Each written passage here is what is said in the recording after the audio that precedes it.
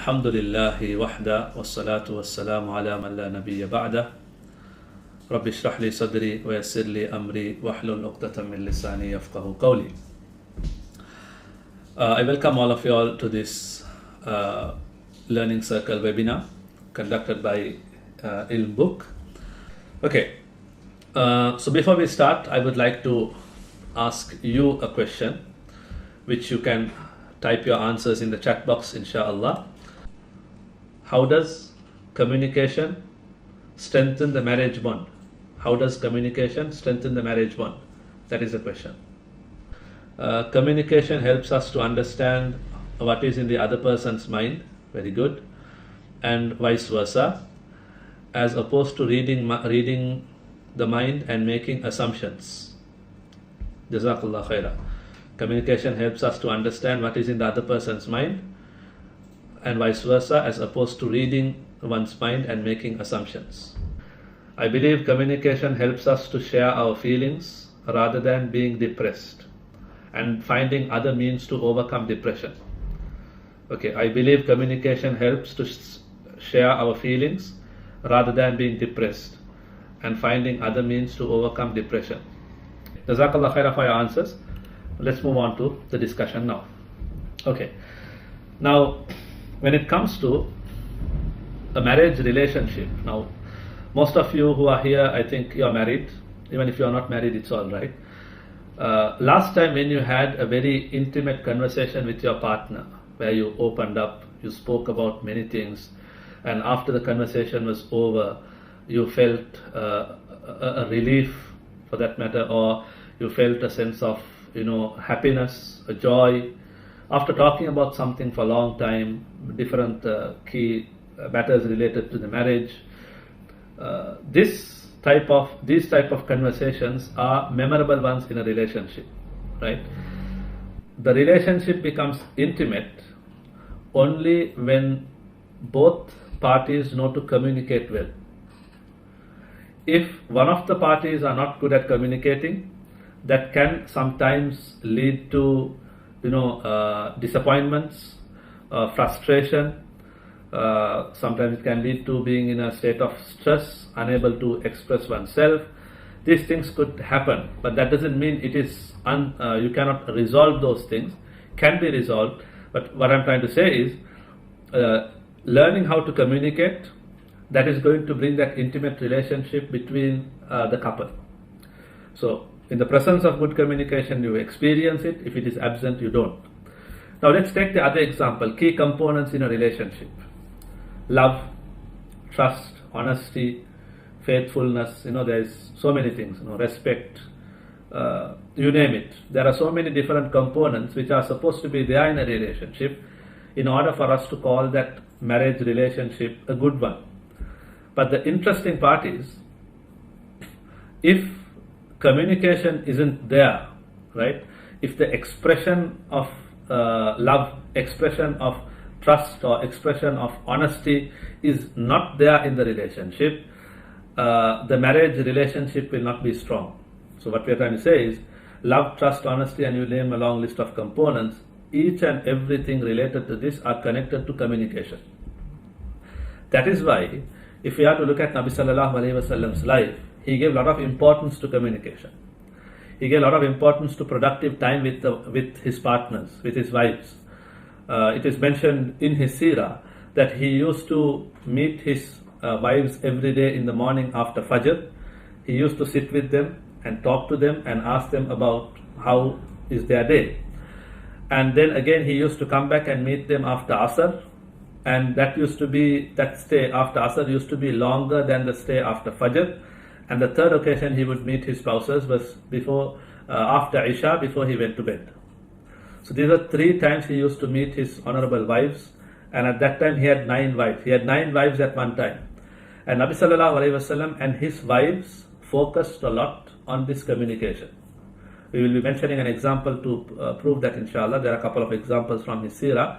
But what has to be highlighted here is, being a man, being the leader of Medina, having so many other commitments to attend to, he allocated time, productive time with his spouse. That's one. And on the other hand, his wives, the Ummahatul Mu'mineen, they too knew the art of communication with the Prophet sallallahu alaihi wasallam. Okay. Now let's do a self-reflection. Now let me give you an activity. Take a moment and talk to yourself. Do some self-reflection. When somebody, how do you tell others how you feel? Let's say you're feeling sad. How are you going to tell that to someone who is close to you? Right?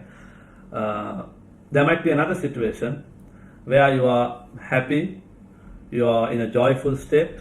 How are you going to tell that to those who are around you? So when you are sad and when you are happy, how are you going to put it forward to those around you? This is all connected to communication, because in a marriage relationship, our spouse is going to be with us day and night, even though they might physically part from us, but again, emotionally we might be connected to them, we talk to them over the phone. So these things have to be, we have to bear these things in mind. Okay, what if somebody, if someone was very mean to us? What if somebody was very mean to us? They were casting, comments. They were very critical about what we have done. They were very judgmental. So when they talk to us, we are not feeling comfortable to be around them. How do we handle those type of people? How do we handle those type of conversations? We are getting dispraise from someone whom we are talking very closely. How do we deal with that?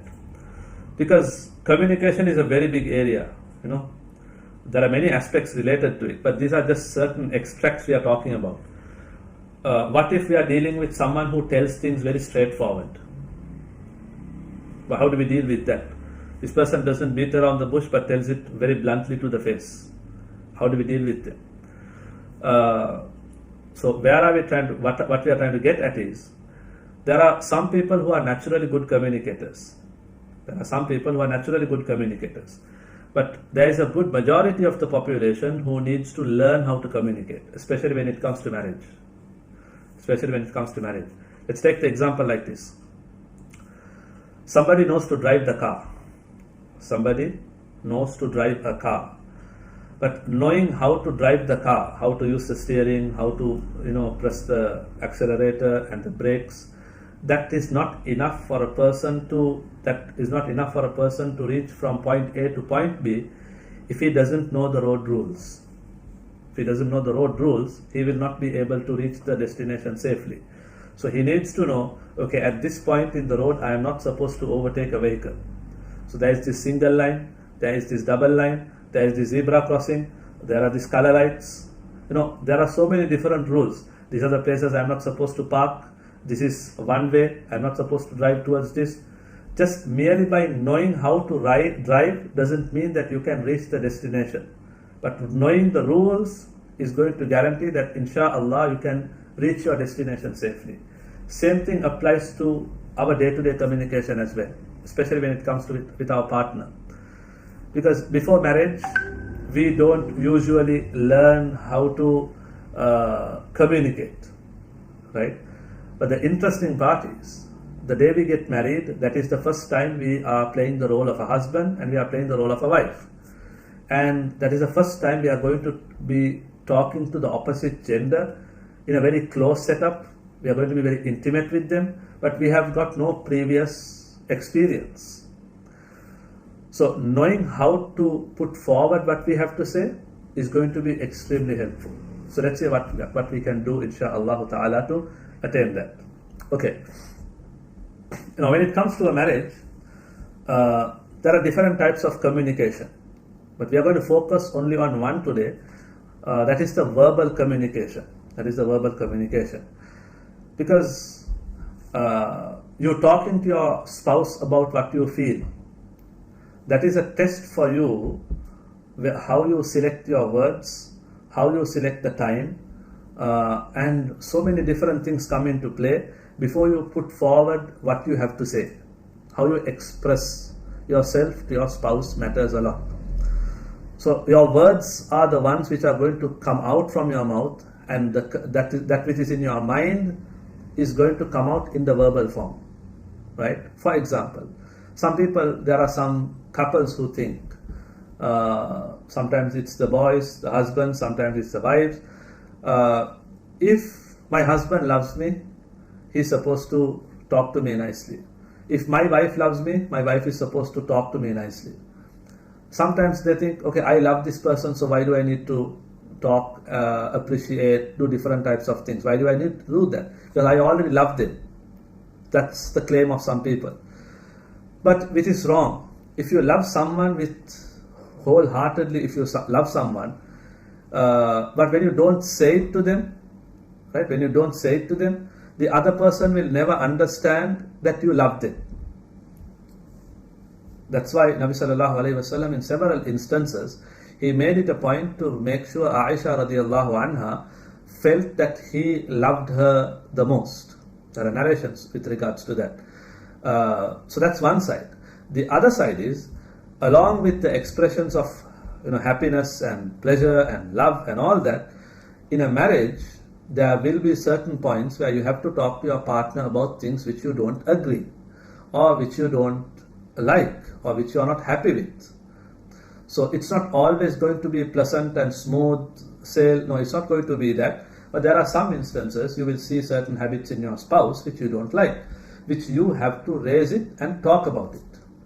So if there's something your spouse is doing which bothers you, but if you are silent about it, if you are not talking about it, that is a sign that there is lack of communication in the relationship. This is a challenge which many couples face today. But it is not healthy. Some people think, okay, let me avoid the entire discussion, and they think prevention is better than cure.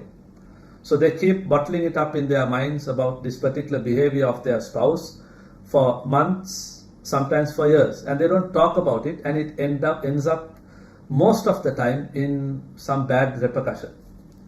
For example, let's say the husband has the habit of not washing his dishes, right?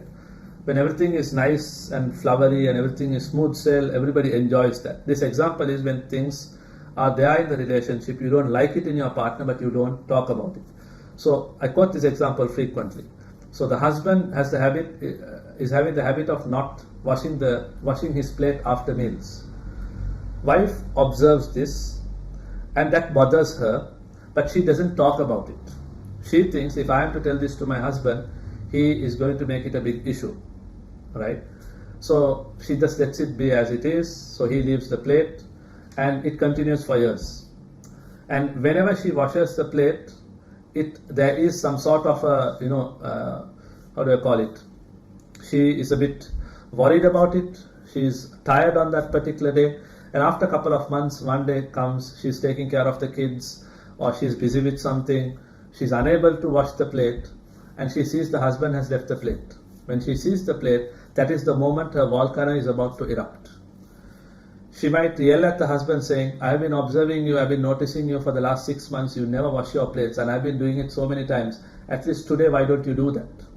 So that is a moment husband realizes, okay, this has been a problem, and he comes and says, why didn't you tell me then? And then the couple starts to quarrel and say, you're supposed to know this, you're supposed to, your parents haven't brought you up well, and they start exchanging different things, where if there was something which was bothering you, you could have taken time from your partner and spoken about it, right? Okay, let's move on. Because you can't be holding the dissatisfaction inside throughout your life, which is going to affect the overall relationship. The other type of communication is nonverbal communication, which we will not be going into that today. And number 3 is physical acts. Now let's focus on the verbal communication, and let's see what basic guidelines we can take. The first thing for a good model of communication is, all of us need to remember a verse of the Quran, where Allah subhanahu wa ta'ala's Prophet sallallahu alayhi wa sallam mentions or recited this verse during the nikah khutbah, or the nikah sermon. What is it?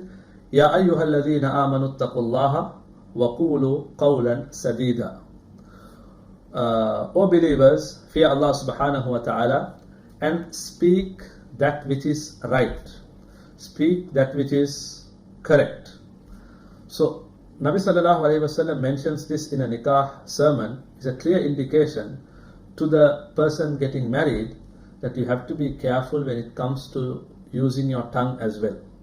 One is you having conscious of Allah subhanahu wa ta'ala. Yes, that has to be there, taqwa. But along with that comes the way you use your tongue. Speak that which is right.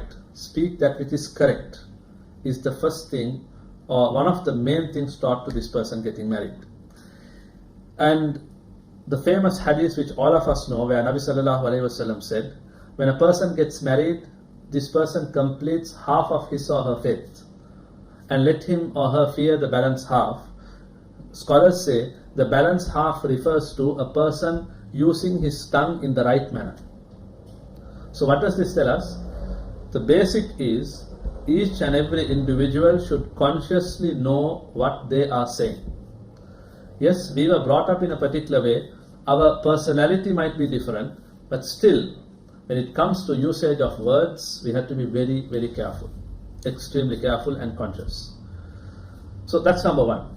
So use your tongue in the right manner has to be done in the conscious state. Number two is, when it comes to dealing with our partner, respect is vital. So we are talking about verbal communication. Respect in your verbal communication is very, very important. Because when, let's say, one of the spouses are arrogant, right, or they are feeling, they have this the superiority complex or something like that. It can come from the husband or the wife. Then they tend to use certain words which sound very disrespectful to the spouse, which is not at all right. Because every human being wants to be treated in a respectful manner. Whether you're a male or a female, you have that expectation that people should respect you. Even a pauper in the road wants people to respect them, even if they don't have any provisions or any materials of this world. So respect is something anyone expects. And one of the ways of showing respect to someone is the choice of words. What type of words do you choose? When we are with our friends, when we are with our close circle, there are certain words we tend to comfortably use. We are very relaxed with regard to our vocabulary when it comes to dealing with our friends.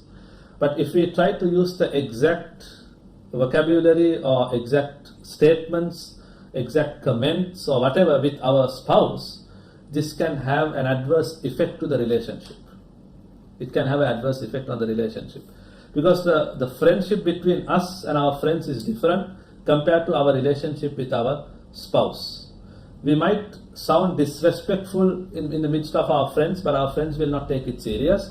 But sounding disrespectful and arrogant in front with our spouse can affect the overall relationship.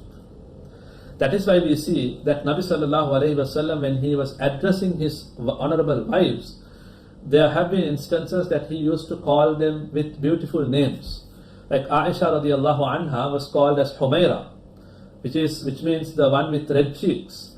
So, and in another occasion, Nabi sallallahu alayhi wasallam called Aisha radiallahu anha as Ya Aish. He shortened the name of Aisha radiallahu anha. So, what does this show? A husband can do this. A wife also can do that to her husband. So, what happens during those moments is there is respect shown to the person, and along with that, love is also connected, or it is incorporated with the statement, and this opens the door for the couples to communicate.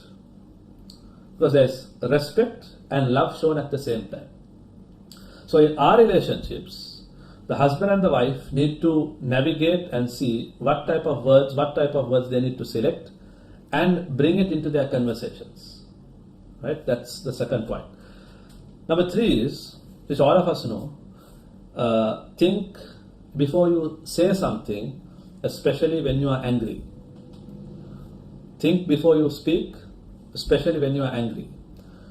Because sometimes we tend to say certain things when we are in the state of anger.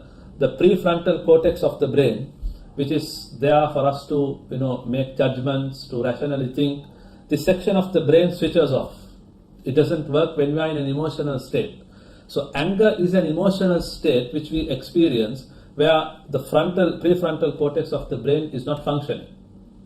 So when our brain is unable to reason, to logically think, or come to some sort of a proper thought process, when it is unable to do that process, we tend to say things which are very ugly. And the moment we regain that sanity, when we become sober, then we start asking our partner to forgive us for what we said. Because after the prefrontal cortex, once the prefrontal cortex starts to operate, once it starts to function, that is the moment we take a step back and think about what we said, and we go to our partner and say, I'm very sorry about what happened. So how this can be detrimental to a relationship is, if a person is suffering from anger issues, whether there are situations it is both, sometimes it is one. No matter what, if somebody is having anger issues, they are supposed to look for support. If not, making it a habit to go and ask for forgiveness and apology soon after a couple of minutes, that is not healthy for the relationship in the long run, because that can permanently divert the person, or that can put less interest in the spouse to communicate with this partner. So number 3 is, think before you speak, measure your words, and then put forward your concerns is very important. If there is a situation that we are unable to think straight, there will be situations like this in any relationship, in marriage as well. That is a moment where we need to tell our partners, I am not in a position to talk to you. I am not in a position to talk to you because I am stressed out due to XYZ reasons. So I need time, so please give me some time. Instead of forcing ourselves to listen to what our partner has to say, and we are unable to respond to them in a we are unable to have a meaningful conversation, it is better to avoid that than have it and end up in arguments and disputes. So this is number 3. The next point is, when you speak to your partner, learn to speak clearly. It's understandable there will be some situations we are emotional, we are unable to do this, but don't speak too fast, don't speak too slow, but if there is a need to speak with clarity. The advantage of putting forward our matter, our subject in a clear manner, the advantage of that is the listener, our spouse, will not miss the key points which we are mentioning. Because if we talk to them, if we are to talk to them too fast, or if we were not clear in our speech, later on we might get annoyed with the decisions which our partner might take, or what our partner would do, because that our partner didn't receive the correct input, or he didn't get the complete picture of what you said. Because of that, he or she, they are doing something which you are annoyed now. So speak clearly, not too fast and not too slow. 2 more points. One before the last point is, be a person who doesn't interrupt a conversation, but rather be the one who listens attentively. This requires a lot of mental strength. It is not easy, but it has to happen in a relationship. When we look at Nabi Sallallahu Alaihi Wasallam's family relationship, there have been he was so attentive with regard to the words of Aisha radiallahu anha, that at one point he said, Aisha, I know the times when you are pleased with me, and I know the times you are upset with me. This particular statement of the Prophet tells us that there have been instances in the Prophet's household that Aisha radiallahu anha was displeased or annoyed with the Prophet. So then Aisha radiallahu anha says, how do you know that? And then comes Nabi Sallallahu Alaihi Wasallam's listening skill. He says, I whenever you are upset with me, you say, by the Lord of Ibrahim, but when you are pleased with me, when you are happy with me, you say, by the Lord of Muhammad. Then Aisha radiallahu anha, she said, yes, she acknowledged, yes, that's what I do. But look at her communication skill. She said, Ya Rasulullah, I only omit your name, but I love you. Now you can see the richness of the conversation there. The husband knows when the wife is pleased and displeased, and the wife finishes saying that I only omit your name, but I still love you. So she didn't want to lose her husband. Instead, if she had said something like, it's better you know that, so that in future you don't do things which annoy me, she didn't say things like that, but rather she said, I only omit your name, but I still love you. So you can see how smart both of them were. And Aisha radiallahu anha at this point was very young. Because when Nabi sallallahu alayhi wa sallam passed away, she was only 18 years. And look at her maturity and how she handled that situation. There was another instance where Nabi sallallahu alayhi wa sallam was listening to a story which Aisha radiallahu anha was telling him. So the listener usually we think that Nabi sallallahu alayhi wa sallam is the one who is telling the story. But here in this story, Nabi sallallahu alayhi wa sallam is the listener of the story, and it is mentioned that he didn't interrupt her for a long, basically he didn't interrupt her at all. He allowed Aisha radiallahu anha to narrate the entire story, and he listened to it attentively, and then he gave certain feedback about what she had said. So if we can train ourselves not to interrupt someone when they speak and listen to them attentively with genuine interest, that is itself a big success in the communication. The final point is, as I told you at the beginning, communication is a vast area. We can talk about this for hours and hours, but we are taking this half an hour, 35 minute discussion. We are highlighting on the key areas. Take this, listen to this carefully. If you say the right thing in the right manner, on the right occasion, with the right intention, you will see the right results. This is what a very senior scholar said this. If you say the right thing in the right manner, on the right occasion, with the right intention, you will see the right results. So the right thing, right manner, right occasion, right intention. I hope all of you have got this, right? So sometimes you need to see, are you approaching the topic? Are you saying the right thing? Are you saying the right thing? Your selection of words, right? You want to say something, that doesn't mean you blurt out what you have to say, but we need to think, okay, am I saying the right thing here? Am I telling it in the right manner? Right? Am I telling it in the right manner? What about the time?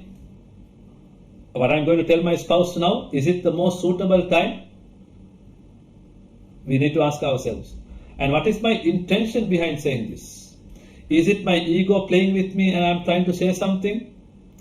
Or are my children in front when I'm going to tell this to my husband, my wife? Is that the right occasion?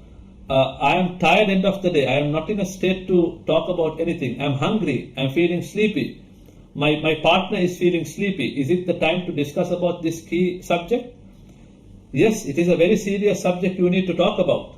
But is it the right occasion to talk? If it is not, then we will not get the right results. So all these four areas need to be there for us to get the best results.